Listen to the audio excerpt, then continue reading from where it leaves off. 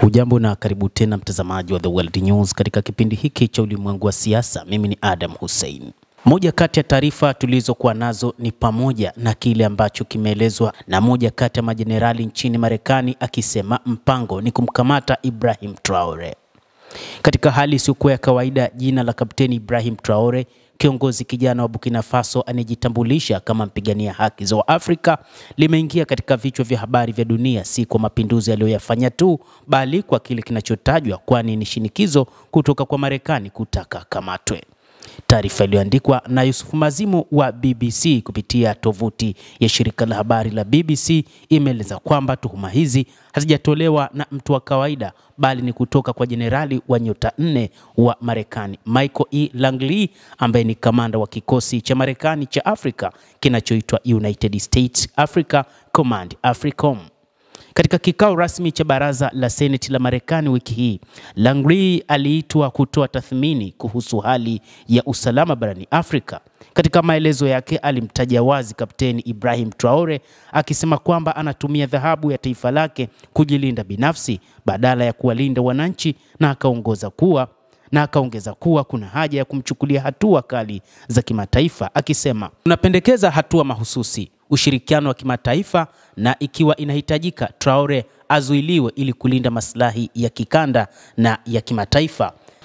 Kauli hiyo imetafsiriwa na wengi kuwa ni wito wa wazi wa kumkamata kiongozi huyo. Lakini je, kweli Traore ni tishio kwa usalama wa dunia au kiongozi asiyejiweka chini ya amri ya mataifa ya Magharibi?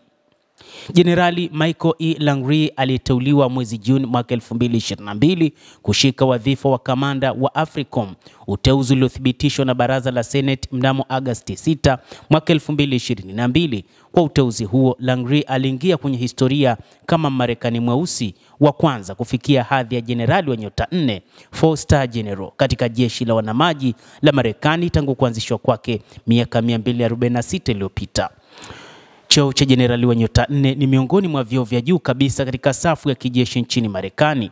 Kinampa mamlaka ya kutoa maamuzi ya kimkakati kuhusu operesheni za kijeshi duniani, hasa katika bara la Afrika, ambapo AFRICOM inaendesha shughuli zake za kijeshi na za ujasusi katika zaidi ya nchi 50.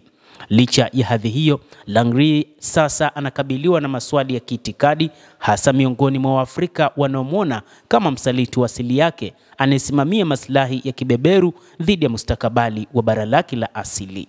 Alivyomtaka Traore azuiliwe kupitia mitandao ya kijamii, wengi wa Waafrika wamemjia juu. Hii ni huzuni, ikizingatiwa kwamba kijana huyu amekuwa akifanya kazi kwa bidii sana na kufanya mengi kwa ajili ya raia wa Burkina Faso. Ni moja kati ya maandiko katika mitandao ya kijamii katika kurasa za Instagram, na wengi waliandika, Langley, umesahau asili yako, tuachie Afrika yetu.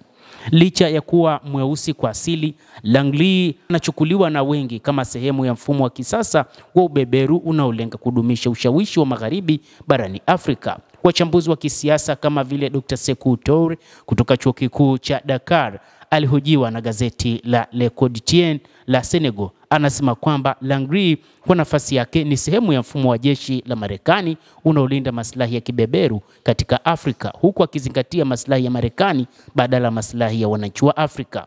Hii ni hoja ambayo imekuwa ikijitokeza mara kwa mara kuhusu jinsi Marekani inavyotumia viongozi wa Kiafrika ili kulinda mifumo ya kiuchumi na kijeshi ya Magharibi.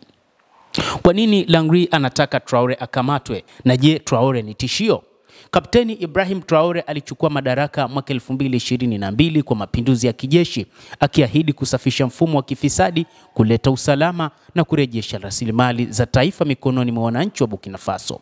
Moja kati ya hatua kubwa iliyochukuliwa ilikuwa ni kufukuzwa vikosi vya Ufaransa na kusitisha ushirikiano wa kijeshi na mataifa ya Magharibi, hatua zilizowashangaza na kuwakera viongozi wa kimataifa ikiwemo Marekani. Langley katika Senate alieleza wasiwasi wake kwamba Traore anatumia mapato ya dhahabu kufadhili mamluki wa kigeni na kulinda utawala wake binafsi.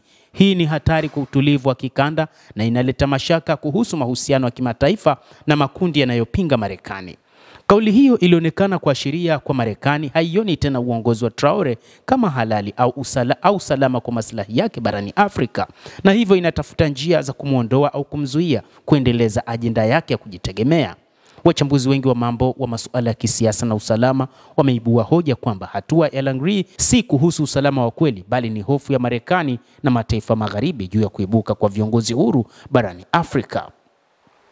Wachambuzi wa masuala ya siasa wanahoji wakisema kwamba hili ni suala la usalama, ni suala la udhibiti. Langley anajua fika kuwa dhahabu ya Burkina Faso imekuwa silaha ya kiuchumi kwa Traore. Marekani inahofia mfano huu kuenea katika mataifa mengi barani Afrika.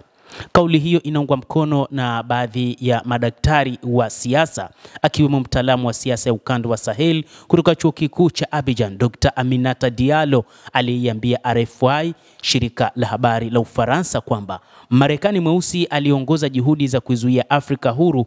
Hilo ndilo tatizo kubwa. Hii ni sura mpya ya ukoloni wa kijeshi kupitia Waafrika waliopandikizwa kwenye mifumo ya kibeberu. Lakini ni nini mtazamo wa Traore? Bwana Ibrahim Traore aliwahi kusema kwamba tunachimba dhahabu yetu sisi wenyewe, sio kwa ajili ya Ufaransa, kwa ajili ya watu wetu. Ilikuwa kauli maarufu ya Traore alipoamua Ufaransa iondoke katika ardhi ya Burkina Faso. Na kauli hii na hatua iliyochukuliwa imeonekana na wengi kama chanzo cha kuibuka kwa Marekani na kina Langley kutaka kamatwe. Traore ni mwanajeshi, haogopi hilo. Amesema mara kadhaa atapambana kwa ajili ya watu wake, jambo linalompa sifa kubwa barani Afrika. 80% ya maisha yangu ni vita. Tutajilinda nanyi mjilinde kwa faida yetu sote, anawaambia wananchi wake katika moja ya mikutano yake, na kuongeza kwamba mapambano tunayopambana sio kwa ajili ya Burkina Faso, lakini kwa ajili ya Afrika nzima. Kwa baadhi ya Waafrika, Traore ni mfano wa kiongozi anayejitoa kwa ajili ya watu wake. Kwa wengine, hasa mashirika ya kimataifa yanayoegemea upande wa magharibi, yeye ni tishio linalostahili kukabiliwa. Katika mazingira ya sasa ambapo mataifa ya magharibi na Asia yamekita mizizi Afrika, viongozi kama Traore wanajitokeza kama nembo ya kizazi kipya cha Afrika kisichotaka tena kutegemea msaada wa kigeni au ulinzi wa mataifa ya nje. Wanasisitiza matumizi ya rasilimali kwa ajili ya maendeleo ya ndani, ujasiri na diplomasia na ukombozi wa kiuchumi. Lakini juhudi za hivi zinakumbana na upinzani mkubwa kutoka kwa mataifa yenye ushawishi kama vile Marekani, ambayo kupitia taasisi za kijeshi Marekani kama AFRICOM inayoongozwa na Langley yanajaribu kudhibiti siasa za bara hili kupitia usalama na misaada ya kijeshi, na inasubiriwa kuona kama Marekani itamkamata kweli Traore baada ya kauli ya kiongozi mkubwa wa kijeshi Langley wa Marekani. Basi bila shaka nawe pia una nafasi ya kulike, una nafasi ya kucomment, lakini pia kusubscribe channel hii ili uwe wa kwanza kupata habari kupitia The World News, ambapo utaweza kufahamu mambo mengi ambayo yanajiri ulimwenguni kupitia hapa The World News. Jina langu ni Adam Hussein.